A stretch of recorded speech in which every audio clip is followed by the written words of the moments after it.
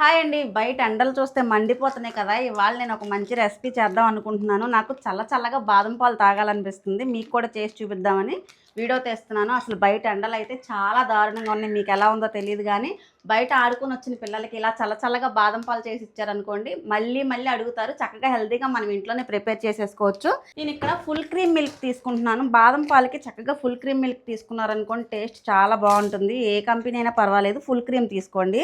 ఒక ప్యాకెట్ ఫుల్గా వేసేసుకుంటున్నాను నేను, హాఫ్ లీటరు. ఇలా పాలు పోసుకొని ఇందులో ఒక చిన్న గ్లాస్ వాటర్ కూడా పోసుకుందాం. ఈ పాలు చక్కగా మరిగి దగ్గర కావాలన్నమాట, సగానికి రావాలి. అప్పటి వరకు ఈ పాలను మరగనిద్దాం. మీరు పౌడర్ని కూడా నేను ఇప్పుడు ప్రిపేర్ చేసి చూపిస్తాను. బాదం పౌడర్ ఎట్లా చేసుకోవాలో అది మీరు స్టోర్ చేసుకున్నారనుకోండి, మీకు ఎప్పుడు బాదం మిల్క్ కావాలంటే అప్పటికప్పుడు కలుపుకొని తాగొచ్చు, అంత బాగుంటుంది. ఈ పాలు మరిగేలోపు మనం మిగతా ప్రాసెస్ చూద్దాం. ప్రాసెస్ చూసే ముందు వీడియోని లైక్ చేయడం, ఛానల్ సబ్స్క్రైబ్ చేసుకోవడం అస్సలు మర్చిపోవద్దు. మిగతా ప్రాసెస్ చూపిస్తాను రండి. పాలు పక్కన పెట్టేసుకున్నాను కదా, ఇవి మరుగుతుంటే ఈలోపు మనం బాదం పొడి ప్రిపేర్ చేసుకుందాం. దానికోసం నేను కప్పు బాదం పప్పు తీసుకున్నాను, ఒక చిన్న కప్పు. ఈ పప్పుని ఇప్పుడు ఇందులో డ్రై రోస్ట్ చేసేసుకుందాం. అలాగే కప్పు బాదం పప్పుకి హాఫ్ కప్పు జీడిపప్పు వేసుకోవాలి. చక్కగా స్టవ్ని లో ఫ్లేమ్లోనే ఉంచుకొని దోరగా వచ్చేంత వరకు వేయించుకోవాలి. వీటిని ఇవి వేగడానికి కొంచెం టైం పడుతుంది. అలానే హై ఫ్లేమ్లో పెట్టి అస్సలు వేయించకండి. లో ఫ్లేమ్లో వేయించుకుంటేనే పప్పు చక్కగా వేగుతుందనమాట. ఇలా లో ఫ్లేమ్లోనే వేగాలి. ఇలా డ్రై రోస్ట్ చేసుకుంటే సరిపోతుంది. ఇంక స్టవ్ ఆఫ్ చేసేసుకొని వీటిని చల్లారనిద్దాం కాసేపు. ఇవి చల్లారిపోయినాయి కదా, మిక్సీ జార్లో వేసాను. వీటిని కొంచెం కోర్సుగా మనం గ్రైండ్ చేసుకొని చూపిస్తాను నేను మీకు. బాదం జీడిపప్పు ఇలా పౌడర్ చేసుకున్నాం కదా, ఇప్పుడు మిగతా ప్రాసెస్ చూపిస్తాను. పాలు చూసారా, మనం పెట్టిన దానికన్నా సగానికి మరిగిని బాగా మరగాలన్నమాట. పాలు ఇలా చిక్కపడాలి బాగా దగ్గరికి.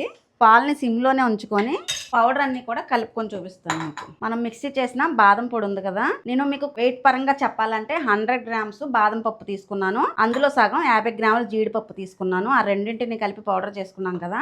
ఇప్పుడు ఇందులో 150 గ్రామ్స్ షుగర్ వేసుకోవాలి. అంటే 150 గ్రాముల పంచదారని ఇలా మెత్తగా పౌడర్లా చేసుకొని పౌడర్ వేసేసుకోవాలి. 3 టేబుల్ స్పూన్ల మిల్క్ పౌడర్ కూడా వేసుకోవాలి. మనకి మార్కెట్లో 10 రూపీస్ ప్యాకెట్స్ దొరుకుతాయి కదా, అవి ఒక 2 ప్యాకెట్లు. ఇందులోనే 1 టేబుల్ స్పూన్ కార్న్ఫ్లోర్ కార్న్ఫ్లోర్ వేయడం వల్ల పాలు కొంచెం థిక్గా అవుతాయి కదా, అందుకే 1 టేబుల్ స్పూన్ కార్న్ఫ్లోర్ కూడా వేసాను. నేను ఇక్కడ ఎల్లో ఫుడ్ కలర్ వేస్తున్నాను, కొంచెం పించ్ ఆఫ్. మీ దగ్గర సాఫ్రాన్ ఉందనుకోండి, సాఫ్రాన్ వేసుకోండి. ఫుడ్ కలర్ వేయడం వల్ల కొంచెం కలర్ఫుల్గా ఉంటుంది కదా, పిల్లలు ఇష్టంగా తాగుతారు, అందుకే వేసాను. ఇప్పుడు వీటన్నిటిని ఒకసారి బాగా కలిపేద్దాం. చేత్తో కలిపేసుకుందాం చక్కగా. పాలు ఇలా మరుగుతున్నాయి కదా, కొంచెం సగం అయ్యేంత వరకు దగ్గరగా మరిగినాయి కదా. ఇప్పుడు ఇందులో మనం మిక్స్ చేసుకున్న పౌడర్ని 4 టేబుల్ స్పూన్లు వేసుకుందాం.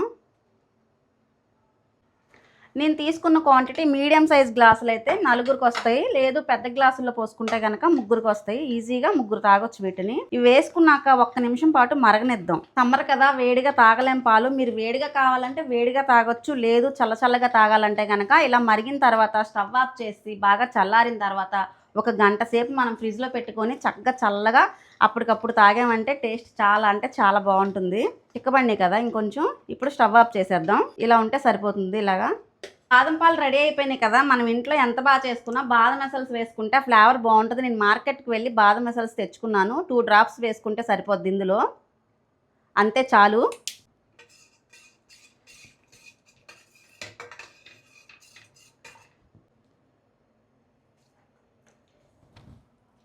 ఎసల్స్ వేసాక టేస్ట్ చాలా బాగుంది. మనం ఎంత పౌడర్ ఇంట్లో ప్రిపేర్ చేసుకున్నా ఎసల్స్ వేయడం వల్ల బయట కన్నా ఎక్కువ టేస్ట్గా ఉంది. ఇది 1 గంట తర్వాత చల్లారిన తర్వాత ఫ్రిడ్జ్లో పెట్టి చక్కగా సర్వ్ చేసుకొని తాగి టేస్ట్ ఎలా ఉందో చెప్తాను. మన బాదం మిక్స్ పౌడర్ ఉంది కదా, ఎయిర్ టైట్ కంటైనర్లో చక్కగా ఇలా స్టోర్ చేసుకున్నామంటే మనకి ఎప్పుడు కావాలంటే అప్పుడు బాదం మిల్క్ తయారు చేసేసుకోవచ్చు. ఈ బాదం మిక్స్ పౌడర్ ఒక 2 మంత్స్ వరకు కూడా మనం స్టోర్ చేసుకోవచ్చు, నిల్వ ఉంటుంది. మనం టీ కాఫీ అలా ఇన్స్టెంట్గా కావాలనుకుంటాం, అలా అప్పటికప్పుడు బాదం మిల్క్ తాగాలనిపించినప్పుడు ఈ పౌడర్ వేసుకొని ఈజీగా బాదం మిల్క్ తయారు చేసేసుకొని తాగేయచ్చు. ఎయిర్ టైట్ కంటైనర్లో పెట్టుకోవడం మాత్రం అసలు మర్చిపోవద్దు.